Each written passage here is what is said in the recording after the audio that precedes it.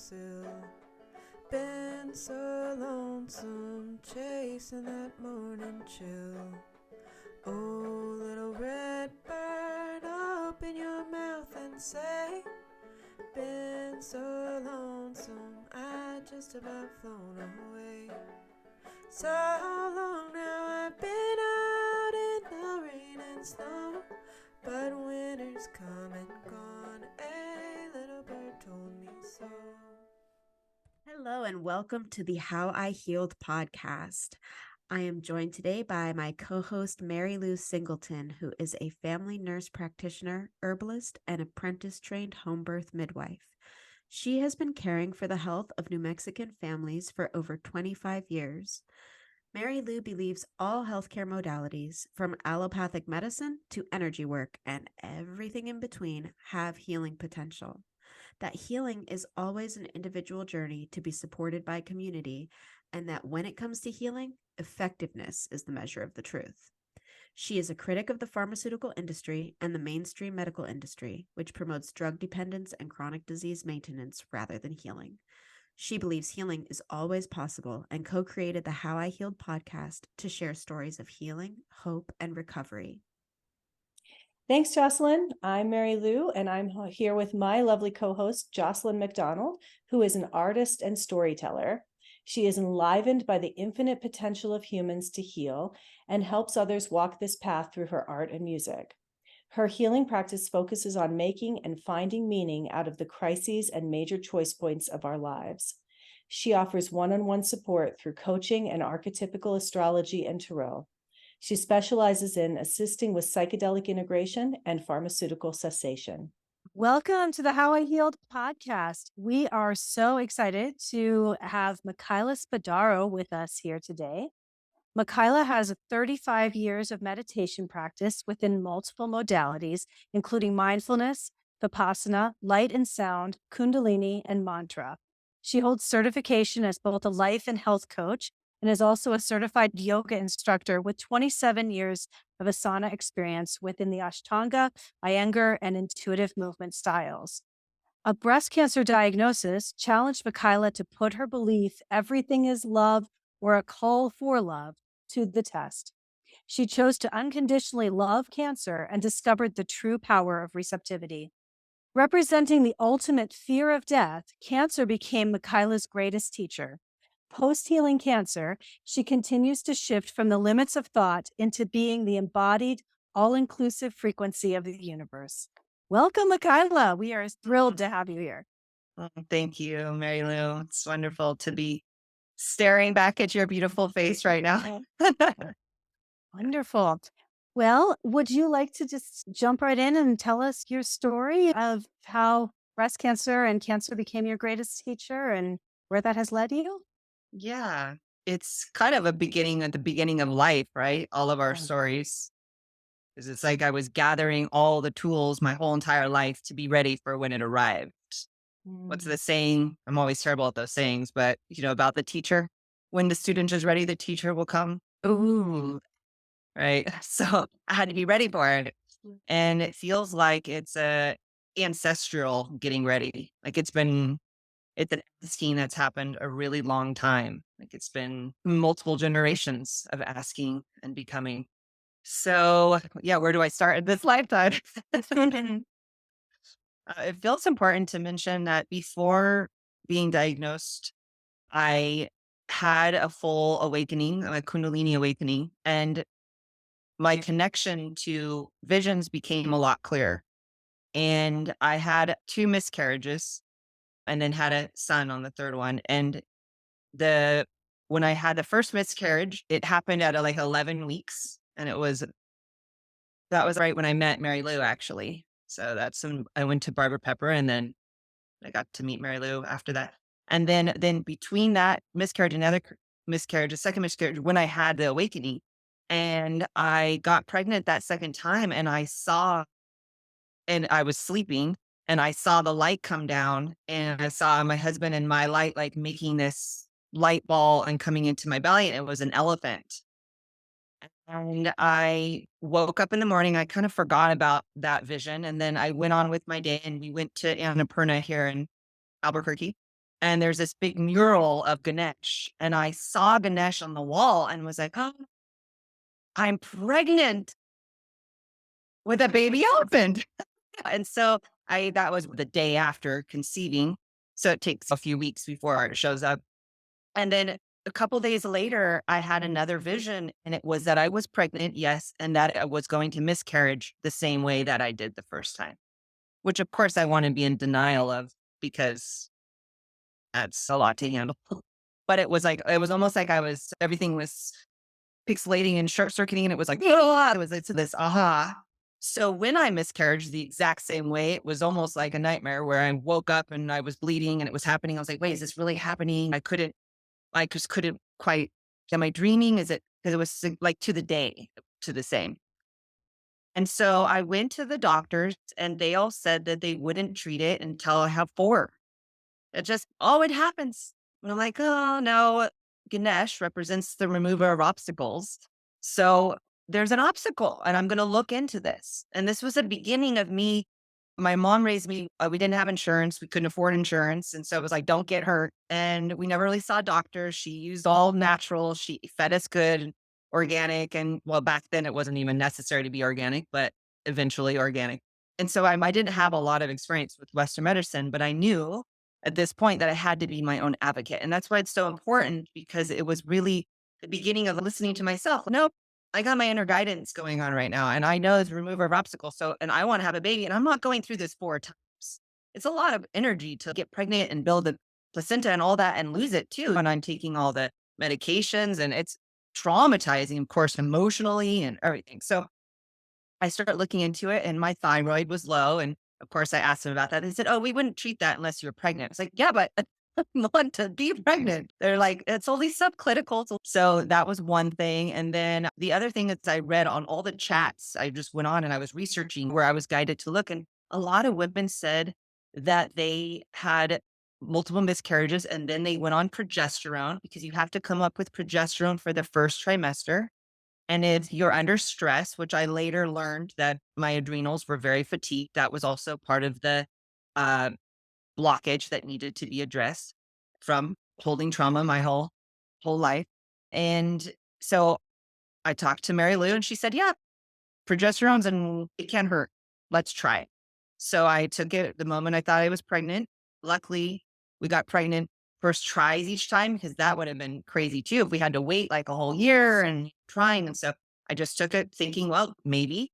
And then she said, just take it. And if your period starts, if you're not pregnant, we'll just go off and just do that cycle every time. But I was pregnant and my thyroid was being treated and I had a very healthy 9-pound baby. And that was the other thing, is they said, your baby's going to be 10 to 11 pounds because his head was big and you need to have a C-section. We definitely, and I was like, nope, I can handle a 10-pound baby. I can do it. And then when my midwife was measuring the baby, they're like 9 pounds, 9.5, because he did have a big head and it was really hard to get him out. But he was 8.15 because I kept saying, no, he's 8 something. He's 8 something. So it was almost.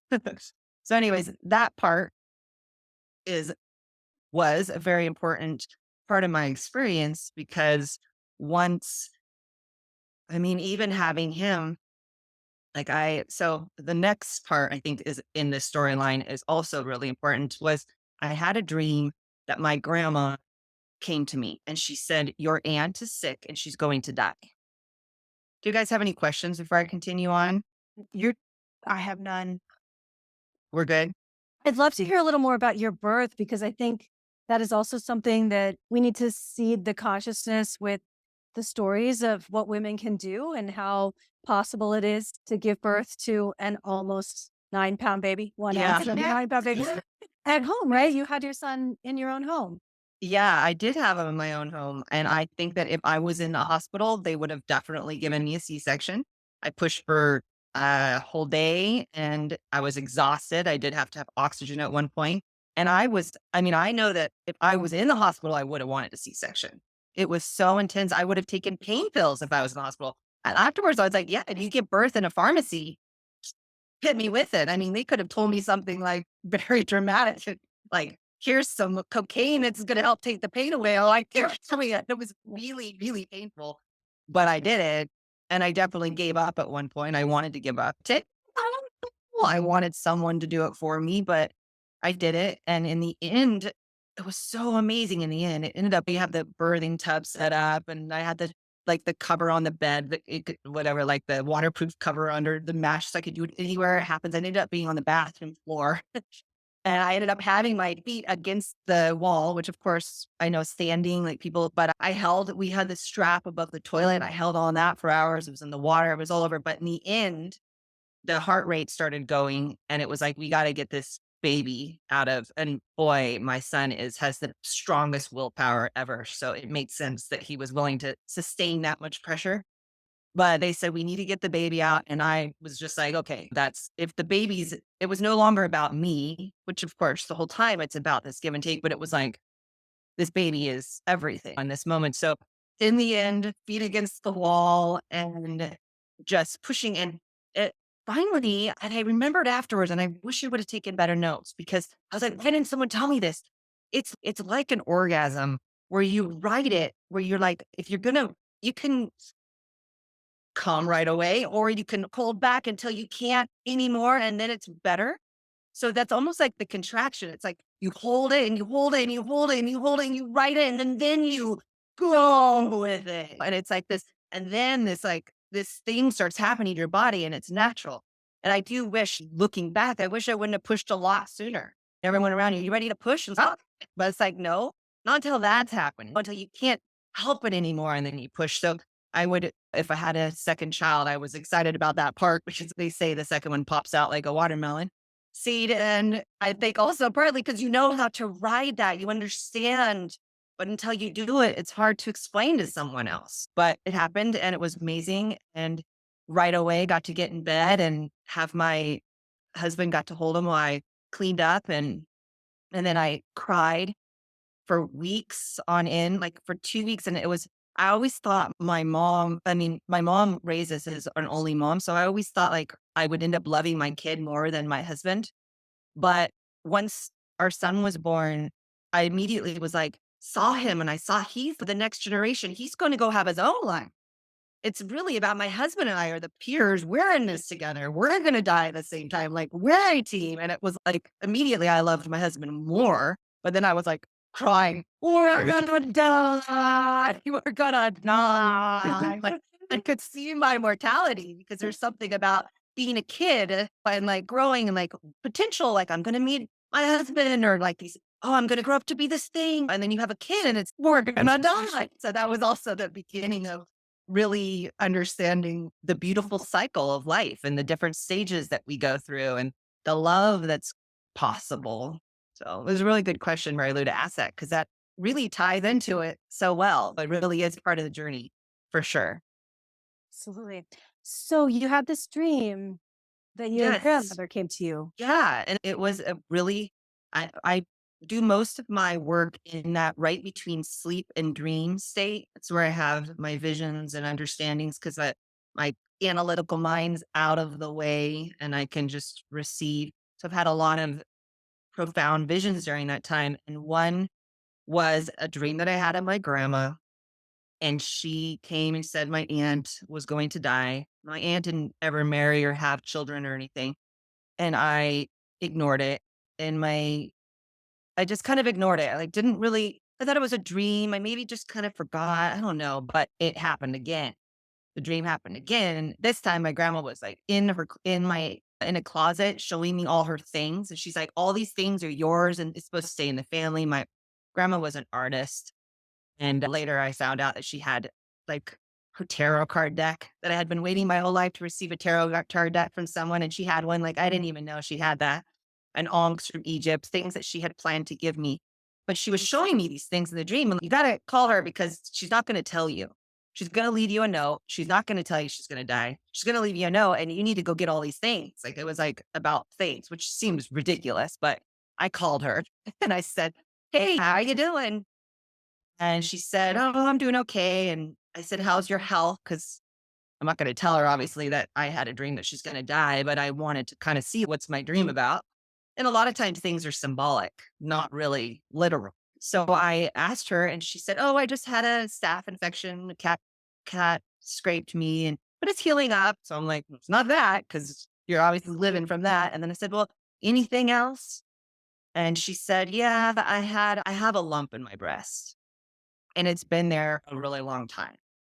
Her mom, the grandma that came to me in the dream, also died from breast cancer. So she had a lump. She said a doctor slapped her boob and said, get that taken care of. And it was so traumatizing to her that she never went back to the doctor. So she was going to the doctor, and it had traveled to her bones. So I said, call me when you're done or whatever. And she called me and she said, I wasn't going to tell you. I was just going to leave you a note. I was like, yeah, I know. Because grandma told me. So yeah, it was. And then when I got to her house, I went and visited her, and she said, your grandma wanted you to have these things. It was like just the things like in the dream. She started showing me these things. And so that was probably the most literal, profound dream that I have probably ever had, because it was involving a death, so, so my aunt did die, and it was on my dad's side. And I always thought they weren't very happy people. They were kind of tortured seekers, brilliant, smart artists, but also a little. And my mom's side has this longevity. My grandpa's 93, still rides his bike 10 miles a day, plays pool, is on no medications. It's like there's this so I always kind of pulled on that side, thinking, oh, I was raised by my mom, not my dad. And so I didn't really ever identify with breast cancer ever being part of my story at all.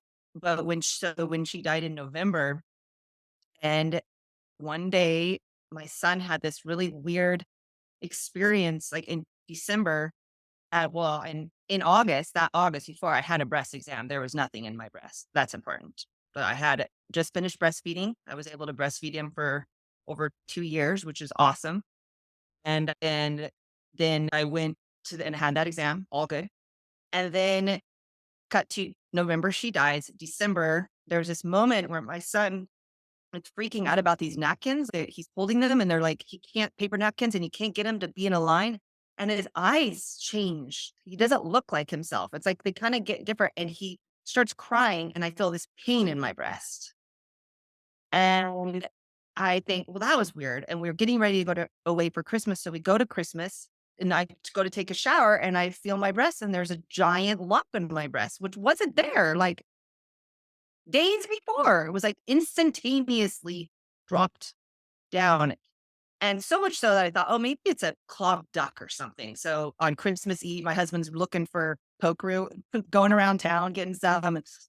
And cut to, I go see Mary Lou, and even she was like, this is odd. It happened so fast, it's so big, because it was the size of a small, like a big walnut. It was really big, really fast. And so that was really odd.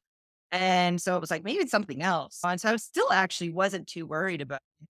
And then, but enough to go get an ultrasound. And then they took it from there. It was kind of scary at that point, because it's scary in that whole field, because they see us as a statistic, not a process, which we are. And so where should we go from there?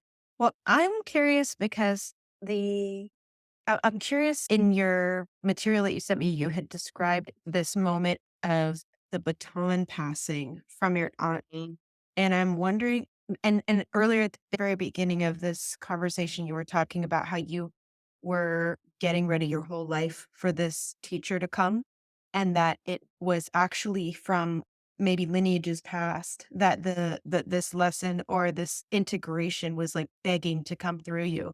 And so I'm wondering if you can speak to almost the feeling of having inherited it from your aunt, or having taken the baton from her. Yeah, that's a good question, because it is so important. It wasn't until after, well, when I went and got those tests, that I spoke to Mary Lou, and she was still like, we don't know. And I was like, I know, because I felt all these ancestors arriving at my house.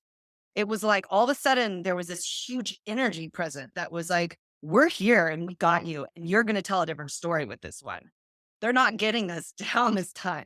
My grandma didn't have it. My aunt didn't have it, but I married that side with my mom's like longevity and coming together with this light and this newness to say, yes, we're going to take all that asking. Because that's all it was. It was an asking. It was a thought pattern. It was a lack. It was a depression that I picked up the second I was born, which I've learned all this since then through visions and meditation and talking to people and the podcast that I've listened to. It was always this pattern was within me and I was playing it out so that this thing could arrive. But it arrived when I had this awakening already. And I was like, okay, now I'm ready. I'm ready to awaken.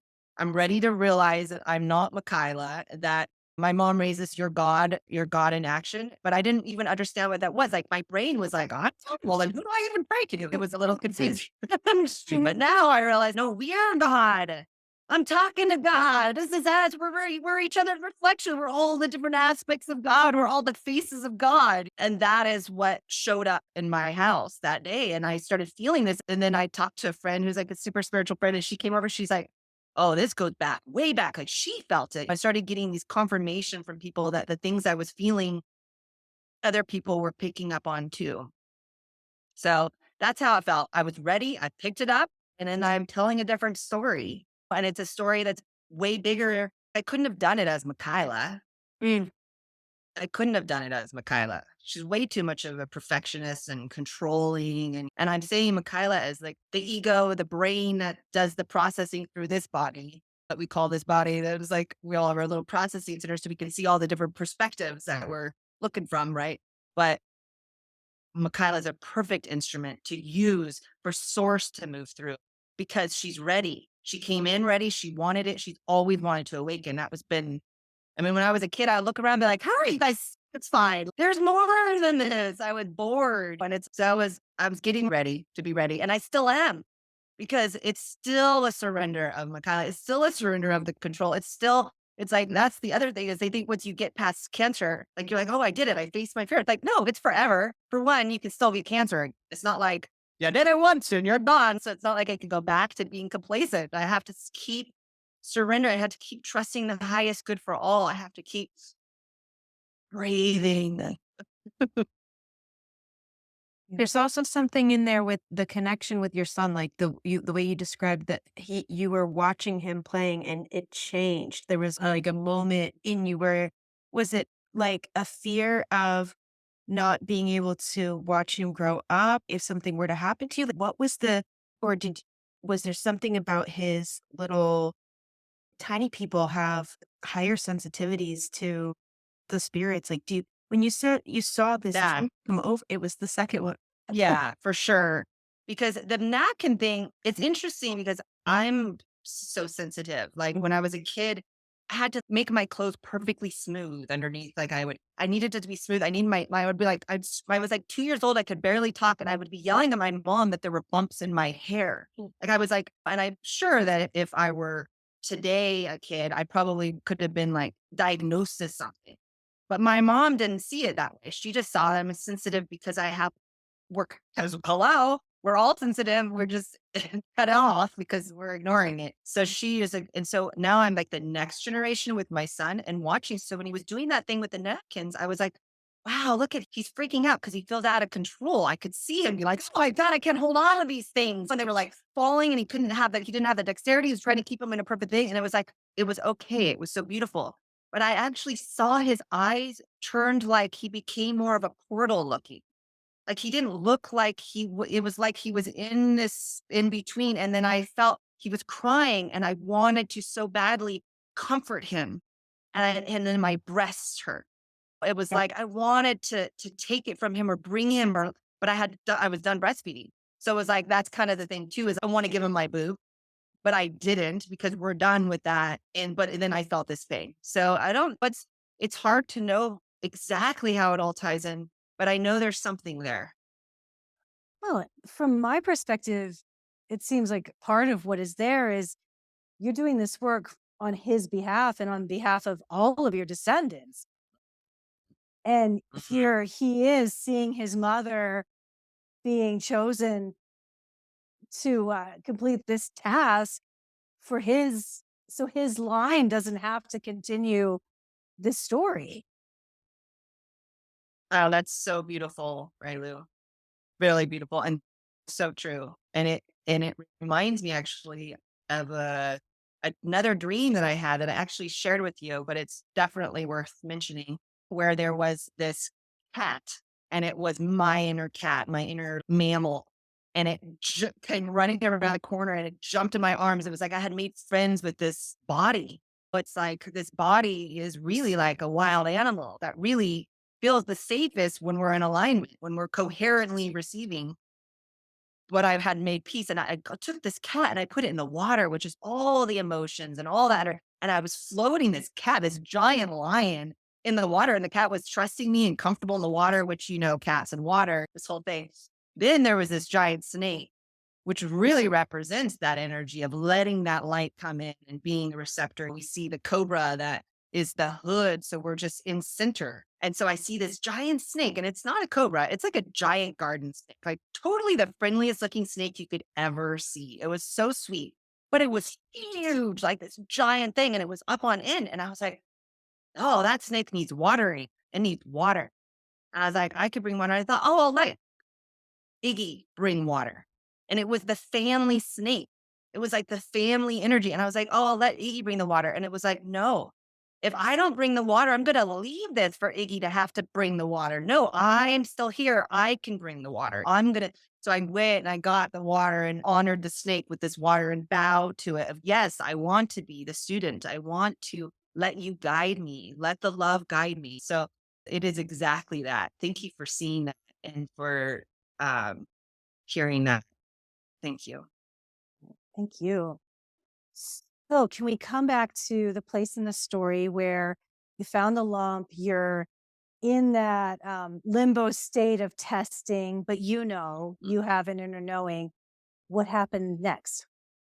Yeah, I just had this sense that, yes, this is happening and it's so that I can be of service, what it felt like. And then I almost started getting excited, which is really weird. And even at the time, I was like, I can't admit this to anyone. I felt like I'm a weirdo. But there was a part of me that was like, okay, I've been training for this. I have all the right programming, like ready to go. It just needs to be actually integrated into my body. Like I understood these things, but I was living in my brain around it. It's like I got it. Like I could see, I understood, I had clarity, but I wasn't embodying it yet. I wasn't really claiming the animal yet with it. I wasn't marrying the two energies. And so immediately it was like, oh, okay, presence.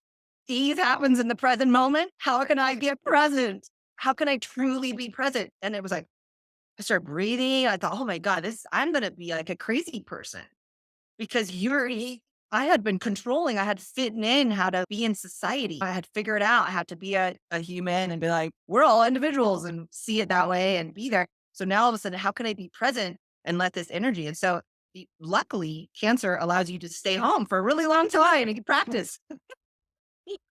And then COVID hit. So I had a couple more years to practice because what started happening is I had to breathe and to cry and move my body. And before I would got the diagnosis, going into meet doctors, I would get really centered first and then go in and then come out. Oh, goodness, no.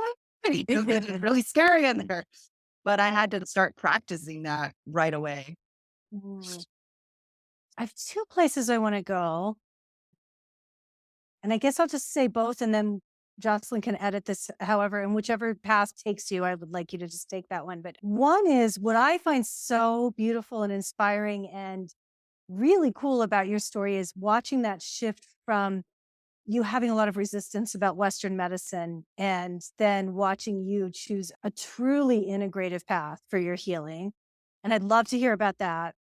And the other thing I'd love to hear about is holding the space of being a mother of a very young child while this is happening. Because I believe that every mother's two biggest fears are one, losing a child, and two, leaving a young child without a mother. I like that. Let's start with the second question. That's a good question. Just being a mom, you took me right there. So let's go there. It's really interesting because I think if someone were to say to my son now that your mom had cancer, he wouldn't know that. Because for one, I never said I had any, because I didn't. It was on its way, but I was just holding it, loving it, caressing it, allowing it, surrendering to the path, surrendering to the awakening. For one, it was on the left side of my body. And I had learned through yoga and meditation that the left side is the receptive side. So right away, I was like, oh, okay, I need to be more receptive. And definitely as a child, my dad was an alcoholic and he had gone to Vietnam and he hadn't dealt with any of his PTSD of watching his best friend blown up and all that. And he traumatized me more inadvertently through just being in his space. And so I had learned to protect myself. I had learned to go over here on my right side and be a somebody. And so to surrender to the left side really had to do with saying yes to everything, allowing everything. And so that was the practice. That's what my son saw me doing, saying yes. I became more present. I became a better mom because I was really taking it in.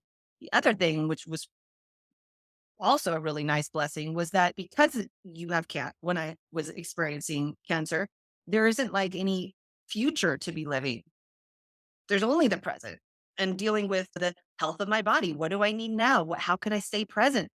So he saw me doing things like breathing and laying. And it really wasn't until after the surgery and all that that I had way more emotions, even that he saw me a few times. Like later, I was crying one day because the hormones change after treatment and stuff. So there's a day I was bawling in bed. I don't know how old he would have been, or and I couldn't get out.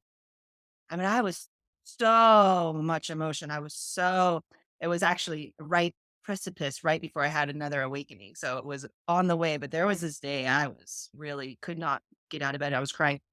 And he came in and just like him, when he gets hurt, we all stop what we're doing. Like I know my friends were like, oh yeah, and if you pay attention to them, then they're gonna keep crying. Yeah, but if I trip, I hope you pay attention to me. You don't have to overreact. You don't have to be like, "Oh, are you okay? Just are you? How do you feel? Do you need any love?" So we did a lot of like, you get a boo boo, you get love.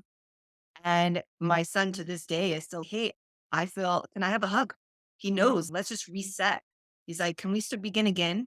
Can we begin again? Can I have some love? Can we begin again? That's really helpful in life because that's all we have is beginning again every second. So there was this day I was crying in bed. He comes in and I just tell him I feel sad. I don't tell him why. I don't have all this story. There wasn't a lot of story because it's really just what's happening in the present moment.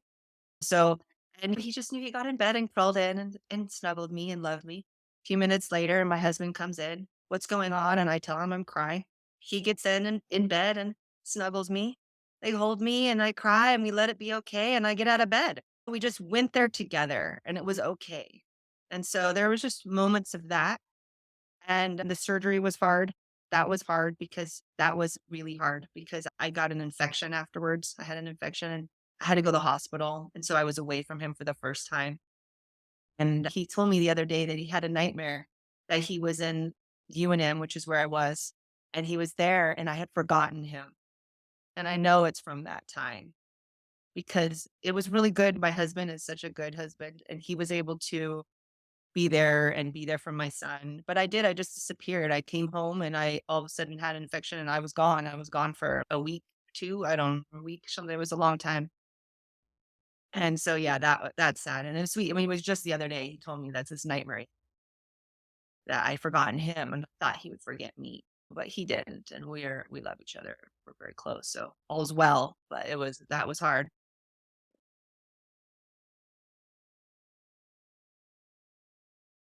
Beautiful. So So you'd had a Kundalini awakening, you had a birth at home, you were fully awake to the fact that we are our own healers. And so when you were going into these doctor's offices, you were centering yourself, you were coming in from the perspective of, I don't have cancer, I'm just holding this experience right now. So tell us about the process of surrendering to what many who are like spiritual and going through similar Kundalini awakenings would be like, you went to the doctor, you got chemo, what? How did you maintain this completely third way where you are still the woman who heals herself and is embodying through breath and acceptance and surrender the healing path, while also holding the truth that for you, your body knew, and you knew, or maybe your body, well, you had an inner knowing that chemo was the path. Yeah, so of course I didn't know that at first. The reverse thing I said is, I am not getting chemo. Yeah. I had decided that years before. Like when I heard, oh, I never did that. No way. Which, of course, careful what you say, right? And I still didn't know. I didn't know for a long time. It took a little while to figure out what my path was. What I did know is that it's all in the observer effect. It's really what we believe. And so, as Mikiala, as an individual, I had a lot of beliefs. I ate very healthy. I ate organic. I was vegan for many years. I was trying to be a really good girl. I had all the health information you could have. I was trying to do all these things right. And I still ended up experiencing cancer. So right away, my little belief system was shook a little. Well, maybe I don't know. Maybe the universe will tell me. And so that receptive side of the body was all about saying yes, yes to everything until it was a no, really, but it never really turns into a no. What happens is the things that are right stick and the other things just go away. And so I said yes to everything. And actually, it was Mary Lou. And when I talked to her, and she said, I told her, she's the one I said, I'm not doing chemo. And she's, I hear you, and you probably won't. Or I could imagine you wouldn't, or whatever she said. She said, but when you go in, keep an open mind. Keep an open heart. Go in receptive so that you can really hear all the different options. So that was really, that was so profound. It was a very important part of my path because Mary Lou was the first doctor I've ever considered my primary care doctor. First nurse practitioner, but I always call her a doctor. She gets an upgrade in my mind because she's my doctor. But so for her to say that to me was really important because it was that is the someone I truly trust. I trust Mary Lou because she really does. She looks at all that from all different ways, and she's open to all things. And she's laughed about her own extreme. She makes her own extremes in her ways, so we can really have that idea that all is possible. So we went to, now I'm talking about you, Mary Lou. It's funny, but it's true. At least my perspective of Mary Lou, right? So when I went into the doctor, to the oncologist, first it was a surgeon actually, and I asked about treating it naturally, and she said, I've never seen it work for this kind of tumor. It was 98% proliferation. So they consider anything, I'm terrible at numbers exactly, but I think it's over like 6, 12, 13, anything higher than, let's just say 20 to be totally safe. But I know it was less than 20. It's in the teens, 16% is fast growing. So 98%. And remember, it was all of a sudden, it was a kiwi overnight.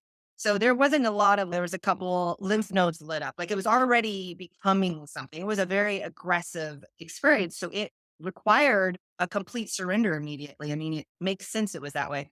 But I had some friends treat it naturally. And I thought, oh, that's the way. If you can catch it when it's small, you can treat it all naturally because you have time. And well, didn't feel like my case. Also, I already did everything. I already ate the diet they suggest eating. There wasn't a lot of adjustments that I could do naturally.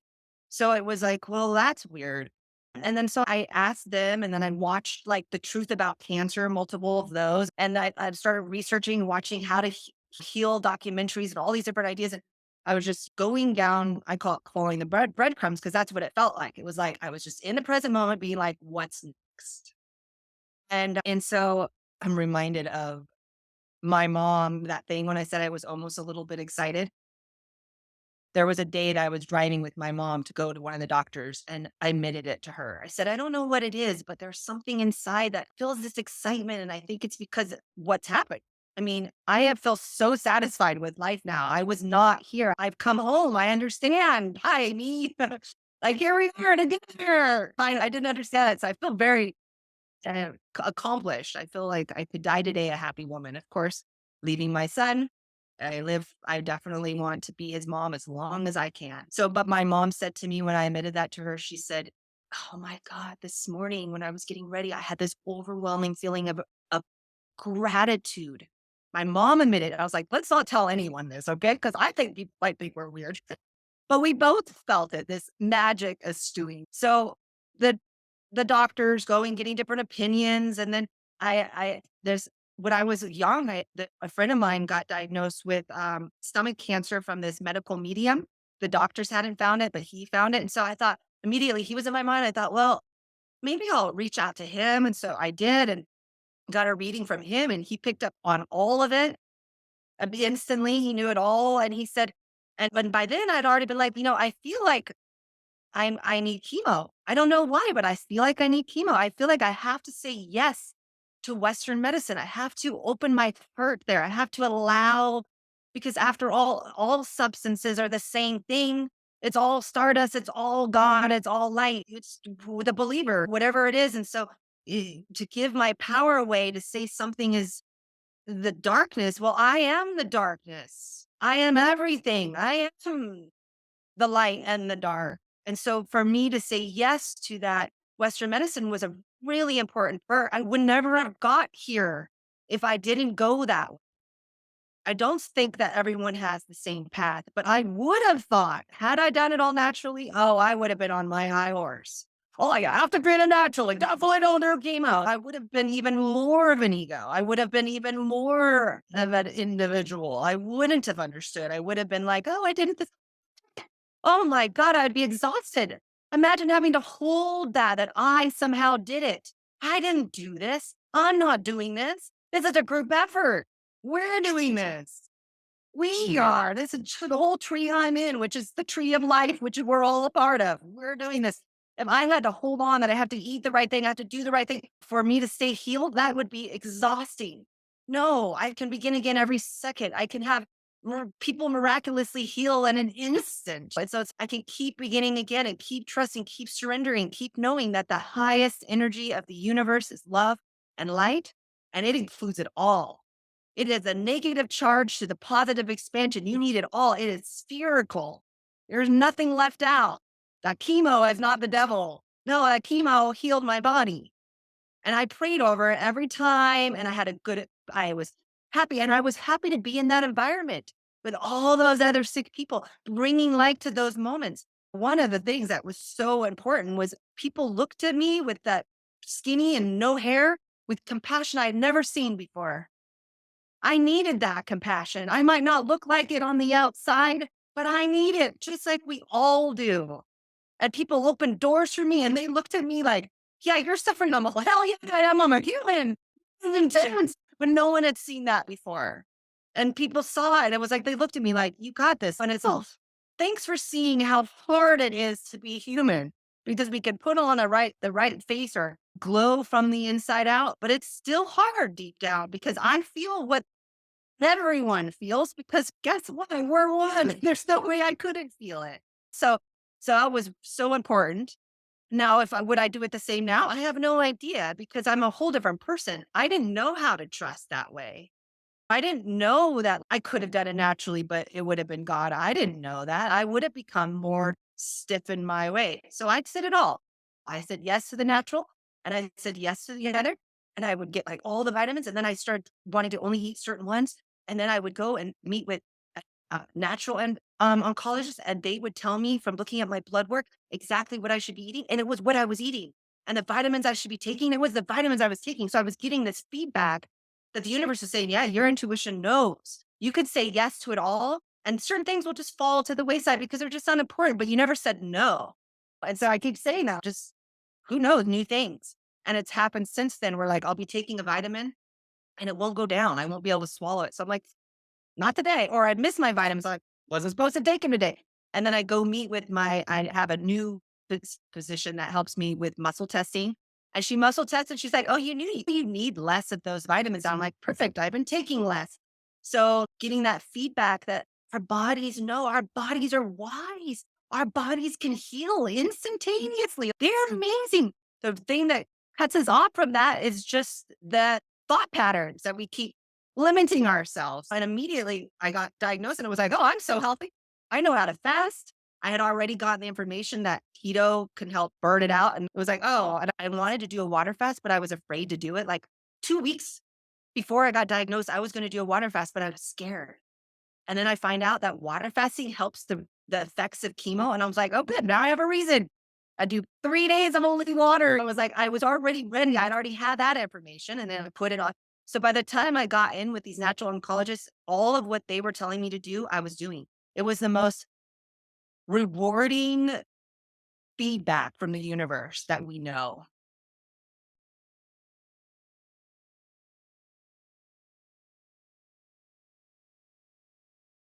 That's amazing. So you did chemotherapy. How long did the chemotherapy last for you? How many sessions did you have? How many months of that did you go through?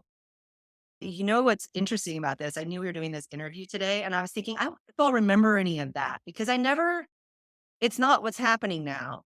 Mm. And it's like, now it almost seems like a dream. I think back, I think, well, that was intense, but it doesn't even feel like it was me. But let's see if I get this right. I feel like it was like 16 weeks. I feel like it was 16 weeks that it was like you do the first two. It was very typical. I mean, when I met other people going to breast cancer, they couldn't give you the same thing. They make it sound like it's very much unique to you and stuff, but it's pretty much the same thing for everyone. And in fact, I didn't even get the last, did I do? I did all the chemo because I committed to doing the chemo. But there was another one that they gave me a few days after the surgery. And then I got the infection. And so I was really afraid to take that one anymore. It didn't feel right anymore.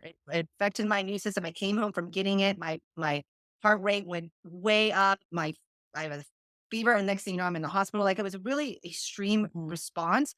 And so after that, when I went back, I was really quite scared. So they gave me a half a dose of it, and I was fine. So that was good. I faced it one last time, and then I said, I'm not going to finish that one. And it was only like I think I only had one left or something. But it was an interesting to go on that path. But yeah, so I think it was 16 weeks. The first one was like they call it like the red devil or something, which is crazy to call. Oh, maybe they call it the dragon, which would be a lot better because what we love dragons, they help us like break through things. And so it is the year of the dragon too. So let's call it the red dragon. If they call it the red devil, let's rename it to the red dragon because it went in and it busted things up for sure. And that was after those sessions, the oncologist said, we are happy if you have just not continued to grow at this point, that the tumor hasn't continued to grow. And they measured it and had shrunk by 70%. And that's with the fasting, because I was doing serious fasting 48 hours ahead every time and then another 24 hours afterwards. And that starves the cancer and makes the chemo more targeted because if there's glucose in the body, we'll just eat the glucose. That's the energy for the tumor. So this, by fasting, it brought there was times where I went in and my blood sugar was like in the 50s. Like I get really low. So that cancer was starving. And since it was fast proliferating, it was real hungry. And so it just targeted that and it shrunk really fast. And I could just feel it over days, just shrinking in my hands. And, towards the end, when it was almost gone, I almost felt this sadness. I was almost like, oh, you were my friend. You were my teacher. You brought me into the left side of my body. You showed me I wasn't even breathing in the left side of my body. My left lung wasn't even totally breathing, which I have a crazy story about that, but that is maybe off topic I don't know. Should I tell it real fast and then you can edit it out if it's not good? I think it's What do you think? probably on topic. Okay, it might be on topic. I've heard that it's actually quite common for people to not breathe in either one side or the other of their body. And I think that with the left being where more of the lymph drains and also where your heart is like biased to, I could see a lot of people having trouble opening their left ribs as much. But so yeah, tell us the story. Yeah, and that's so true. And so I started noticing these patterns with people. You talk about German new medicine a lot. And that I looked up that, of course, and my yes to everything, looking at everything. And it was really about a mother and a baby getting pulled apart on the left side. And so I didn't really understand that because I was tying it into my dad's side of the family, but it was actually my mom. She had to work and my dad wasn't supportive and she ran out of milk and 4 months I wasn't, or 6 months, I don't remember exact, but it was like, but I wouldn't even admit that for a really long time. Even like just the other day, I was thinking, oh, it really is. Like there was this part that I didn't know how to receive. I didn't know how to feel nourished. I didn't know how to fill up. I didn't know how to be in my body. I didn't feel safe. I didn't feel grounded. I didn't take up the space of the left side of my body. And so I started seeing these patterns with people out in the IV clinic. I went and got a lot of the vitamin C's and other vitamins to clean my liver and keep my gut. And I would ask people, what side is it on? And then ask them, like, how does it feel like receiving? Do you feel like you can receive? Like I was kind of doing my own science project while I was out there. And there was definitely a tie into that. The story is uh, probably one of the most profound things that I had ever realized was when I was a kid, my brother and I used to have the same dream all the time. And I need a little bit of water, but I'll start this story again. Let me just get a little water here.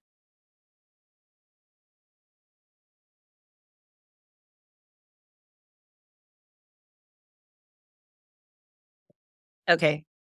Okay. So the when my brother and I were kids, we were both Geminis, and we would always have the same dreams. And we'd have the same dream on Wednesday night, and it was always about the Incredible Hulk, and it had something to do with working out the fear we had with my dad.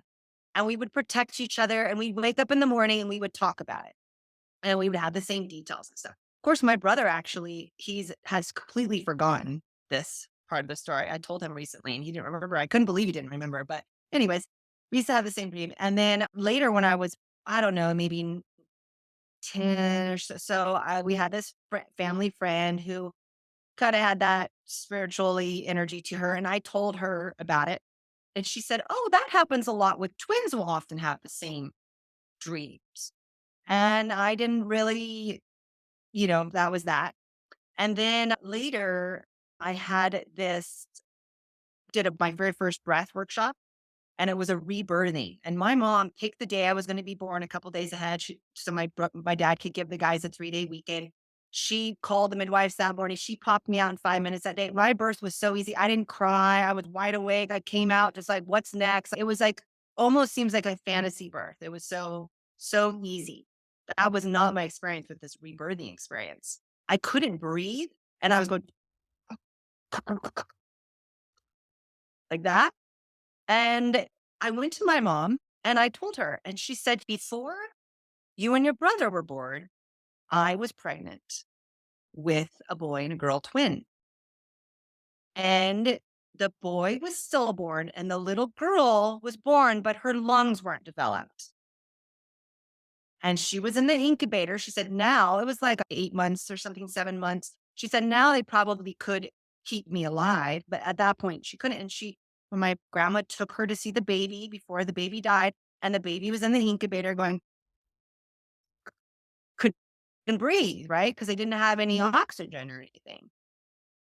So later, I'm at a festival and this woman walks up to me and she looks, I have a brown spot in my eye, and she looks in the eye and she says, oh, you were supposed to be a twin. I'm picking up boy and girl twin.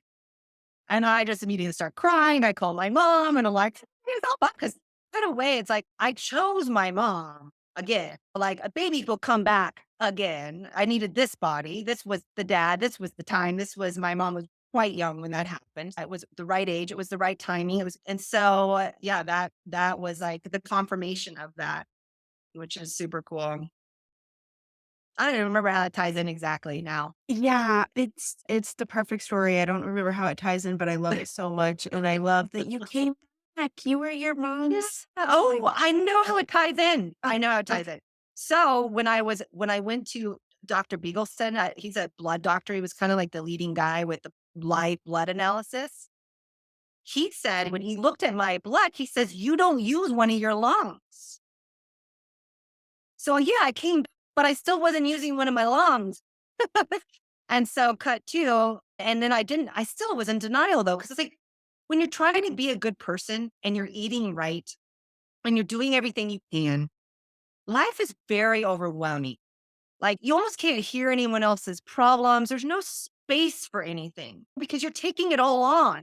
Like I'm a good person by nature. So I was taking it all on, but I can't take any of it on because I'm already taking myself on. And so it was really like, I couldn't even hear him say that really. I was like, okay, but just try to get me better. Like, like he was treating me or whatever. And then after the tumor was on the left side and yesterday, I feel it like I'll be leaning into the right side of my body. I'll be thinking, I'll be analyzing, I'll be trying to control. And then I'm like, oh my God, there's another side. There's a receptive side of letting the energy flow. So I'm still learning to breathe. So that's where it ties in. It's important because you see that we hold these body patterns that it was passed down. My mom had that thing that it's like it's all so connected.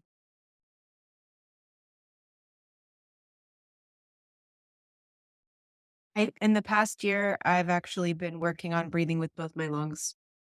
I noticed that I had pain in my mid back and I started to really deepen my meditation practice to try to go into more of a theta state instead of just like a peaceful alpha meditation.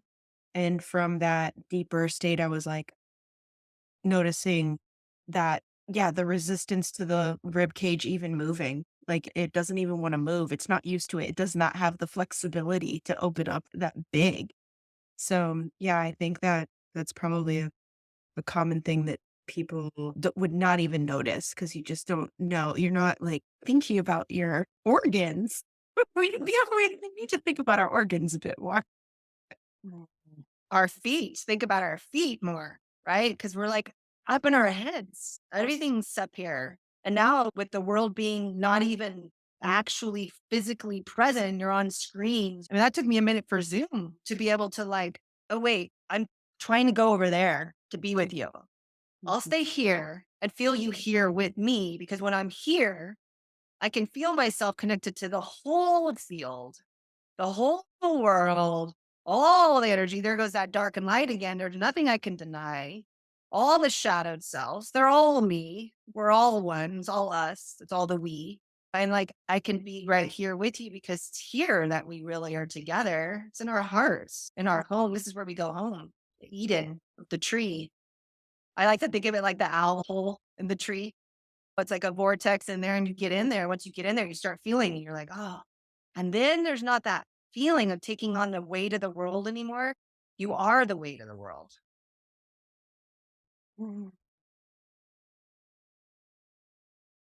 Well,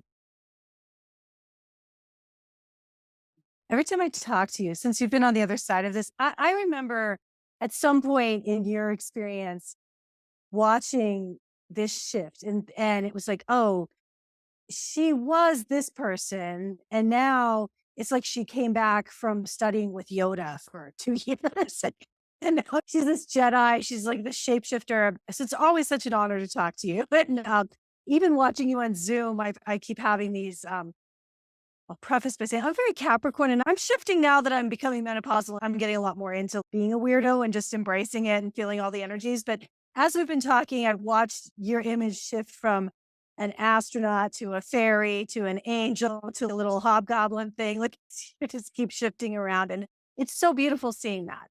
So I just want to acknowledge that. It's just such an honor to sit here and be in your presence. Thank you, Railu. That's so profound. And I remember you saying something about that along the way. And it took me a minute because I was like, but I'm the same. And what it is, I've become more of who I am. It's like I was in denial of all these parts of us, of the we. I've let go of the parts that was pinching. I'm still practicing. I mean, don't get me wrong. It is a moment to moment practice of surrendering to the oneness.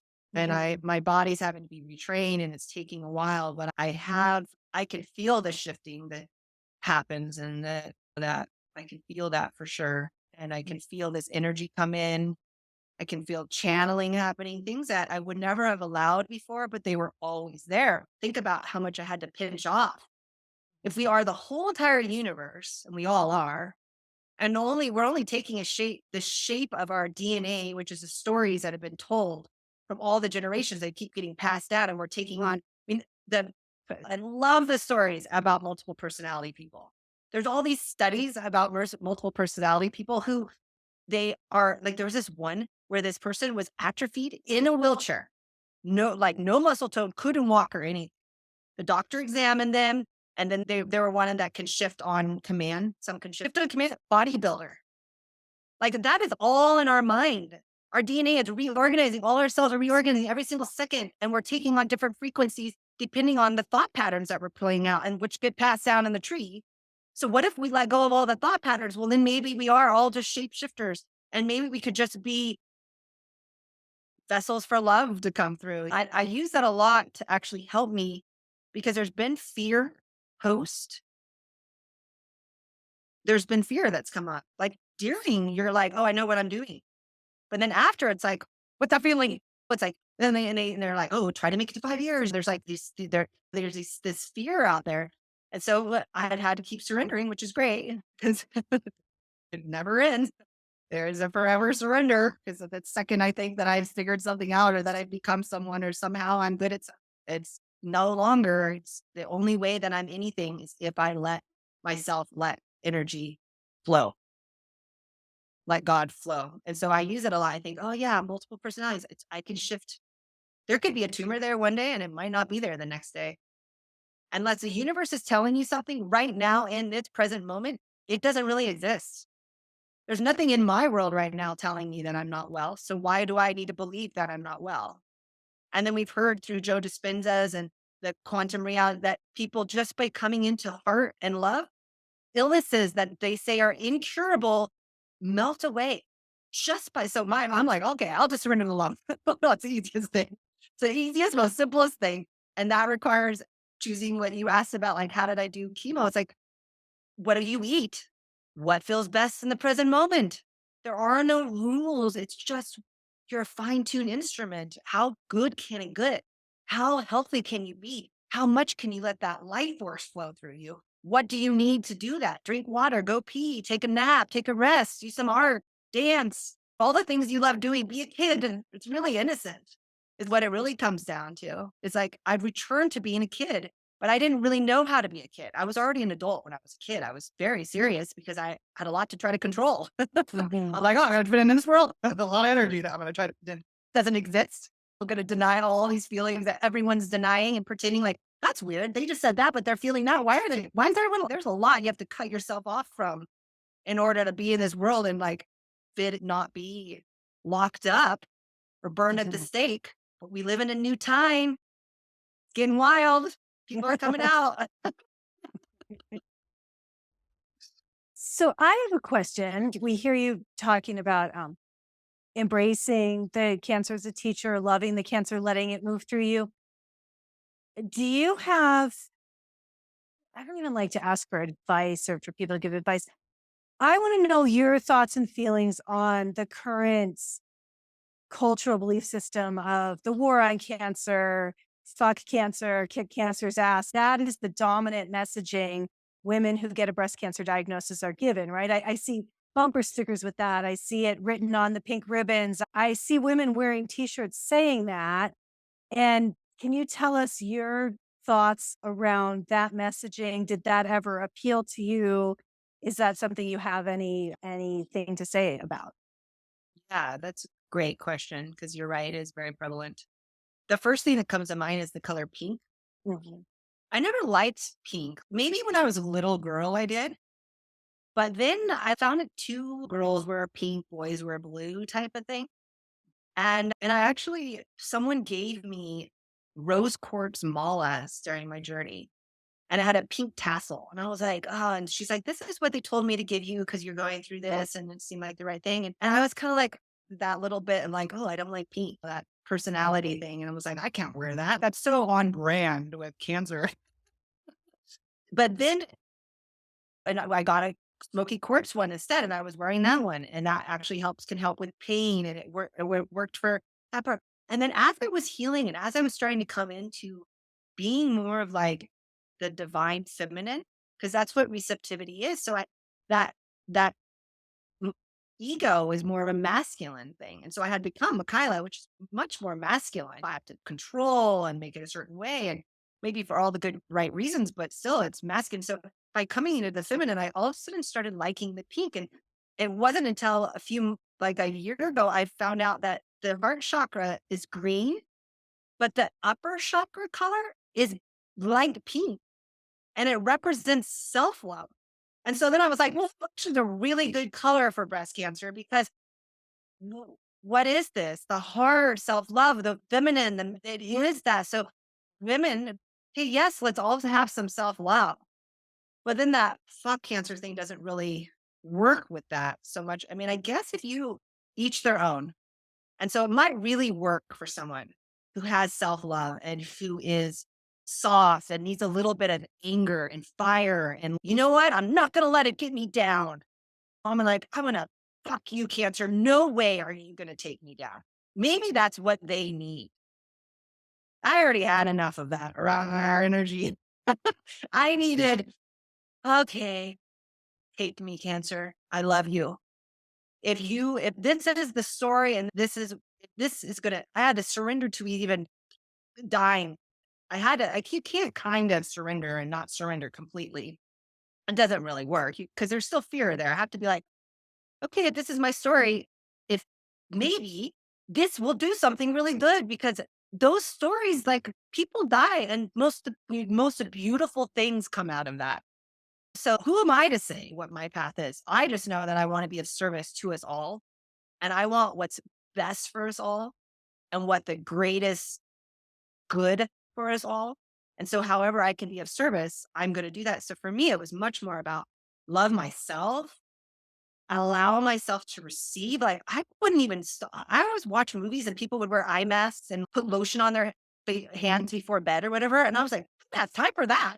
I envied those people. I didn't self-care, even though I was doing yoga and it was like I had these isolated times, but the rest of the time I was cleaning and trying to control and making things perfect. I wasn't doing art.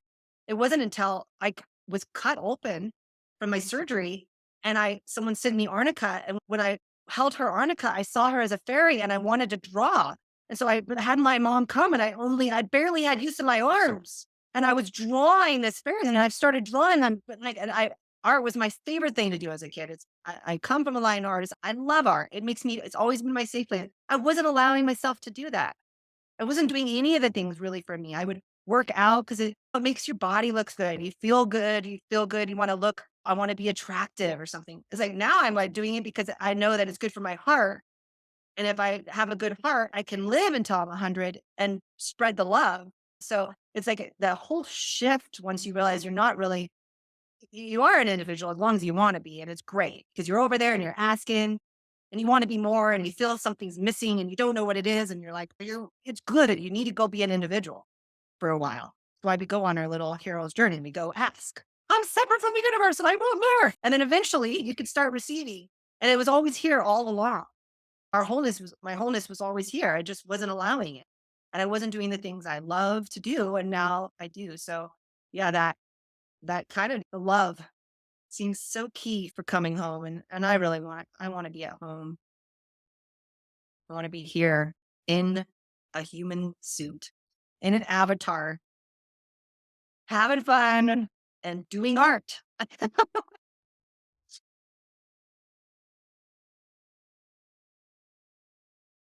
Does that answer your question? Yeah, that's beautiful. And I love how you phrase that. And I can see that how exactly what you're saying, how for some women, that's what they need to mobilize to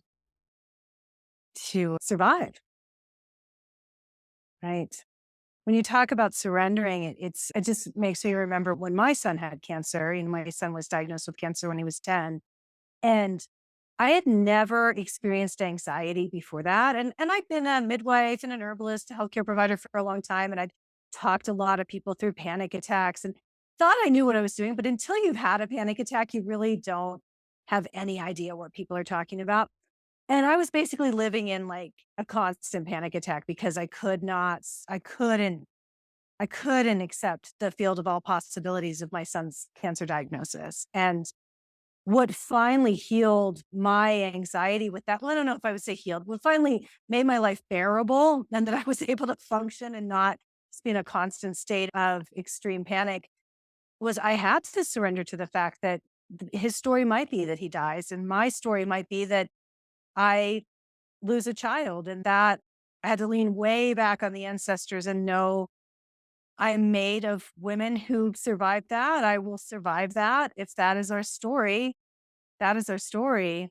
And letting go of that clutching and that desperate need for it to be the outcome I wanted it to be was the only way to move forward. Yeah, that's so beautiful. And you hold such beautiful space because of that too. As a practitioner, that space to go through that and to surrender that way. I've always felt that in you. And I've always appreciated that energy in you. And I absolutely relate. It's like maybe we don't know best. Maybe there's something even better. Maybe there is something even better. And that the Yeah. story is, yeah, the And story. we don't know. And in this case, it was your son who lived. And that was what was best. But we don't really know. And I do believe, especially with that I remember picking my mom, right? And so, like, I know that we plan things. I mean, that deja vu feeling, we plan things ahead of time. I believe this. And I've heard so many people have their own memories of this and of near death experience talk about this knowing that there is a path that we're on. And we've asked for this, and it's been so helpful to remember this because sometimes I think, oh, I figured it out. I know what we all want to awaken, right? Like, let's all awaken. It's like, no, we need some people asleep because everyone's demonstrating different things so we can make a choice. If we were all, let's say, awake, we would be like, okay, well, now we remember everything. Like I have moments where I'm in such presence that I know what's happening next on a brand new movie. It's like, I don't know what's happening. I don't know what's happening. It's like I've caught up to like real time and I'm like, I don't know what's happening. And it's like, that's not that fun. We want the mystery, right? But we also need people. We need someone that's sweet, kind person who's playing the postman who doesn't want to spend their time meditating all the time. And that we need someone to deliver the mail, right? And so this idea that there isn't one path, we're all at different times. There was a time when my DNA was playing that role and needed to be there, right? And that surrendered to, there is a bigger picture here and it's exciting. And maybe we limit ourselves by thinking it should be a certain way. Because in fact, so far when I'm like, oh, I'll just let that go. And then it ends up being way better. I'm like, oh, okay, good thing I wasn't trying to make it that way because this is better than I could have imagined from where I was at that time. Absolutely. I'm reminded in what you were saying about not everybody awakening all at once of the work of Jeffrey Wolf Green, who is an evolutionary astrologer. And he pointed out that something that really resonated to me, which is that there are two motivations in life when we incarnate. There are two karmic motivations. One is to individuate and to experience life as fresh, new, and the experience of individuation. And the other motivation is to be reunited with God. And so we all go through both of these motivations, especially those of us who want to awaken and to imagine ourselves to be on an awakening journey, because you can't always be in reunion with God. Sometimes you are experiencing life as an individual, and the sensation and the embodied experience of that like human body is so animating and exciting that it pulls us on that path where we're the postman and we don't want to meditate. We don't want to meditate, but that's not wrong. It's just like, to go back to the beginning of this interview, like you were saying, we are all God. It's not wrong for God to want to see herself in 50 million different mirrors. Just like we'll get bored with that and then we'll decide, okay, I'm ready to be reunited with the source that is all. So I love that. Yeah, we don't all awaken at once. Yeah. We're walking each other home and we're all at different stages. But that was the other thing I realized is once I started researching things, like I'm having these ahas and I feel like I'm like leading edge here. But then I find out that like people have been doing it for 20 years. And there's words to what I'm experiencing and all the evidence is out there. I'm like, wow, like I didn't remember when I was overwhelmed back then? Like I couldn't even like documentaries would be overwhelming to me. I'm like, I can't have any more information. But there's so much information out there. Anything you want to know is out there. And we're all at different stages because we're like, someone has to point. And I want to have a shout out to our GPS guy, Ryan. He was amazing during COVID. Like we didn't see a lot of people. There was a period of time where people weren't seeing people. And I mean, they're like modern day Santa. Like they're like bringing gifts all the time to the house. Things are ordering. You don't even have to leave your house. And then this bright, beautiful man, with these bright eyes and this beautiful glowing golden brown skin. Like he was just a gorgeous man, big calf muscles and wearing shorts in the winter. Just healthy looking guy. We're like, it's scary. We run to the door and see him. My son, he's a kid. He wasn't seeing a lot of kids. He was excited. We call him our friend Ryan. Good thing we have these people playing these different roles. So it's so powerful. And we don't know. I mean, I don't know how well you know Ryan, but he might eat mushrooms and meditate. He probably does because he's glowing. And I think he likes being a UPS guy because he gets to be outside. He gets to be out. And then we were talking to a friend of ours who lives in a completely different neighborhood. And she's like, yeah, we're friends with our UPS guy. And I was like, oh, Is it Ryan? I love her. Yeah, it was Ryan. I was like, you're too. I was talking about Ryan, this awesome UPS guy that just was spreading the love. So can I ask a question for people who, I'm just thinking of a woman who's just been diagnosed with breast cancer or who is in treatment or who is just out of treatment. I would like a little more insight into the process from you on what it was like during that period of after you finished chemo, you've had your surgery, you have no evidence of disease, but you've entered what gets called surveillance, and how that was and what insights you have about that piece of the experience. Yeah, well, right away upon diagnosis, it's important to lean in, which I think we've kind of covered, but in the simplest terms, lean in. Lean into your love, lean into your family and friends, lean in, allow yourself to receive because we can all heal and we heal through receiving from the universal healing energy. So we have to lean into that energy. I really felt almost like when you're on the spaceship at the fair and you're like, graviton. Yeah, the graviton. You're like, ah. There were times where I had to surrender that far into myself, like into the tumor, into the body, like into gravity, into the Mother Earth, and just breathe and allow everything to melt. And it's like, keep leaning in. And it's so important to practice right away because every time you go to get treatment, we're a process. I think it's really important to remember that we're a process because just because it's happening now, it doesn't happen later. And there's a lot of things like, oh, you're going to have this forever. Neuropathy is one, like tingling on fingers and toes. You're going to have this forever. It's like, not necessarily. Nothing is forever. And so I felt some neuropathy at some point and I don't feel it. But I think I had some before I even went in from pinched nerves in my back. I remember them kind of being like, do you have numbness anywhere? And then later I would feel the numbness and be like, oh my God, it's like fear brings in. So the body has all these feelings. And that's part of the reason we cut ourselves off is because there's all these sensations happening all the time. And they can scare you. I mean, they scared me. And I've had things where I told doctors after I had a pipe down my throat, I was like, oh, I can feel. And they're like, oh, that's rare.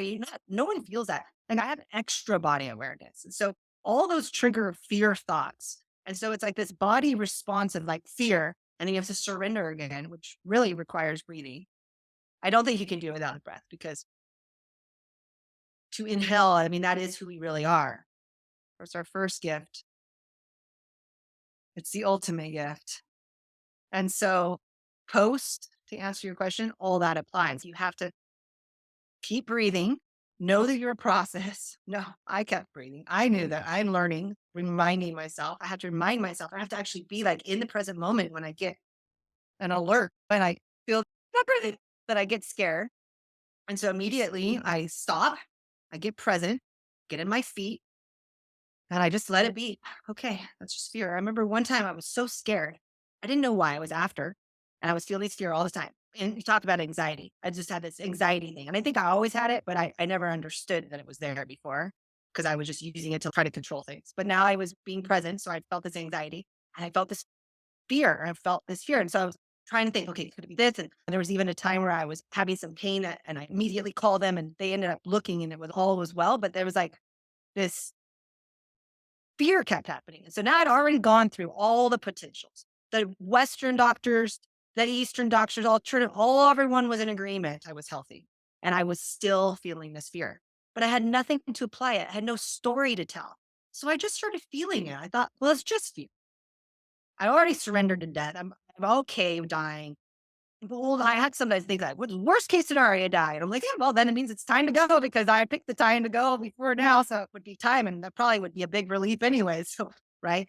It's then my little self thinks of my son and stuff, of course. But here I am feeling this fear and I just start feeling it. And I realize fear kind of feels like excitement. It's only the story you put on it. It's just energy. It's like a vibrating energy. And if you take that vibrating energy and you apply something you're afraid of, it's scary.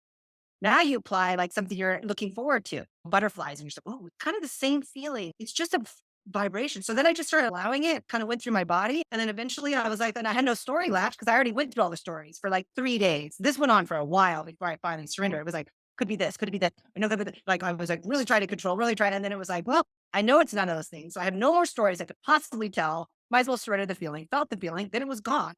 And I thought, wow, that's amazing. So if we could remember, it's just energy flowing. That's helpful.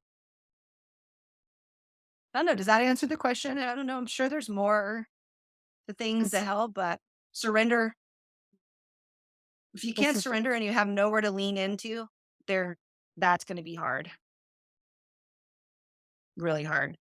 But there's lessons and there's always, even if you're not leaning in, even if you aren't surrendering, your wholeness is already still there. It's still walking you. It's still loving you. It's still there with you. So you can't really get it wrong. It'll just make it harder.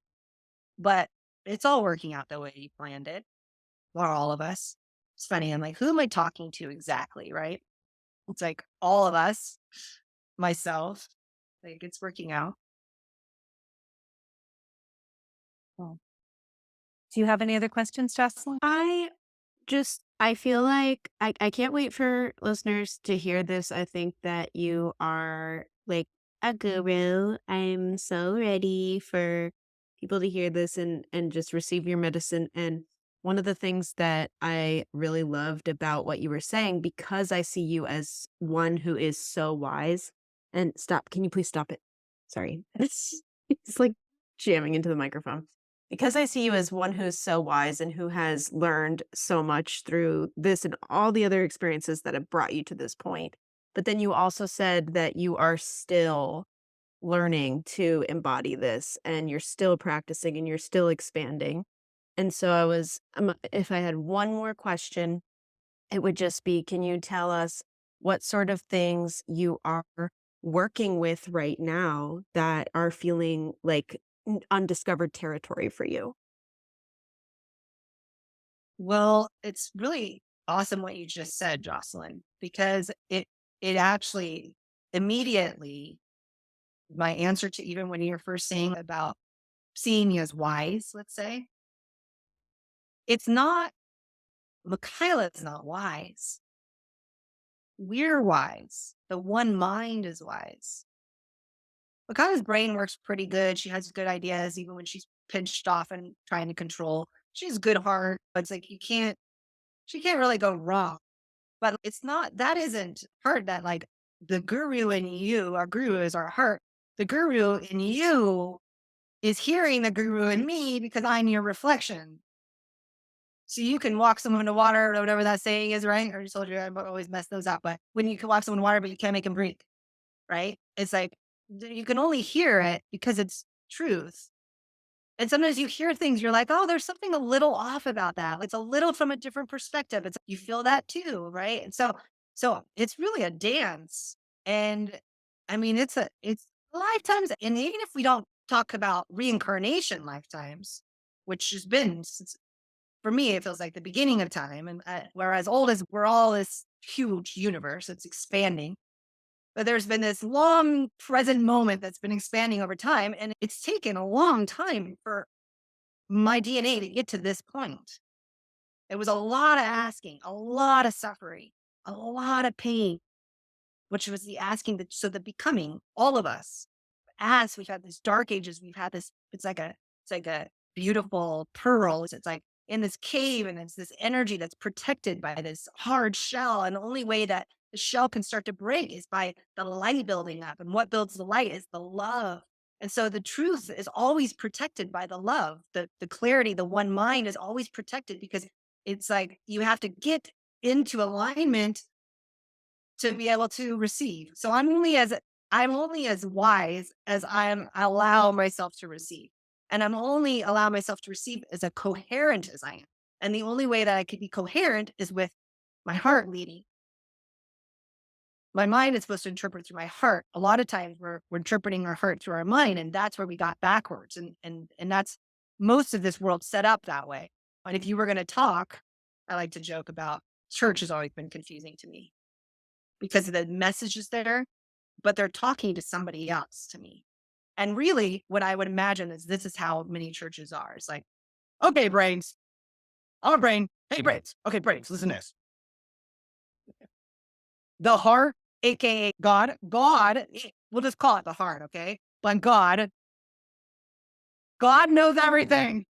We're going to have to surrender to God, you people. We're going to have to surrender to the heart, right? Like, it's like their brains talking to brain. They're like outside their bodies, and they're like, God's out there somewhere. Well, actually, it is out there. But the only way you can access it out there is by going in here, because this is the portal into God.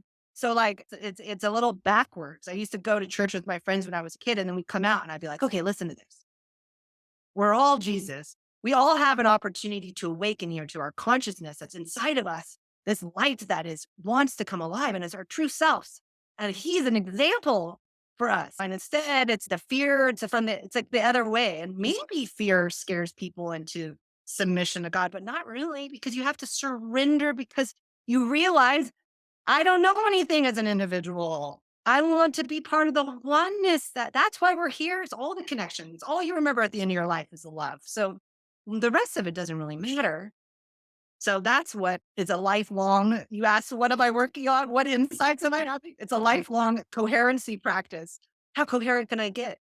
And I have to take care of my body. I put lotion on my hands. Like chemo, all of a sudden I started wearing the eye mask. My skin was so dry, I had to put lotion. I had to start taking care of my body. And I was like, why did I wait so long? Why was I not putting myself first? If I take care of myself, like there was times where I wouldn't go pee because I knew people were waiting on me. So finally, going to treatment, I was like, well, I got to go pee. So I was like, I got to go pee. And then everyone in the group's like, oh, me too. And I was like, dang, I was stopping other people from going pee by not taking care of myself. Like I was actually getting in the way of other people's health by not taking care of my health. And so that's why I started realizing what's best for me is best for the whole. What's best for you is best for, if we can really center in our self, which is the channel of energy that's coming through us, and be as coherent as possible, we're going to be of most service. And now I actually have the energy of service, because guess what? I don't have to do anything. I just show up and be in my heart, and that's being of service. All I have to do. And so now I have a lot more space because I can hold space. But I had to be able to hold death and hold cancer. I held a big space because I don't know if I didn't have that, that's why it's the best teacher ever. Cancer is the best teacher because it's so big and everyone's afraid of it. Because they scared us of it.